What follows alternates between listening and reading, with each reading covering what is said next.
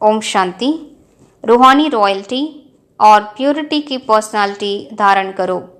ஆன்மீக ராயல் தன்மையையும் தூய்மை தன்மையின் பர்சனாலிட்டியையும் தாரணை செய்யுங்கள். पवित्रता संगमयुगी ब्राह्मणों के महान जीवन की महानता है. சங்கமயுகத்து பிராமணர்களின் உயர்ந்த வாழ்க்கையினுடைய உயர்ந்த தன்மையே தூய்மை தன்மையாகும். पवित्रता ब्राह्मण जीवन का श्रेष्ठ श्रृंगार है. தூய்மை தன்மை பிராமண வாழ்க்கையின் உயர்ந்த அலங்காரமாகும்.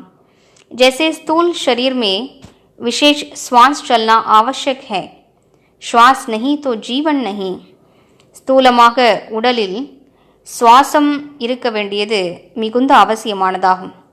சுவாசம் இல்லை என்றால் வாழ்க்கை இல்லை. ऐसे ब्राह्मण जीवन का श्वास है पवित्रता.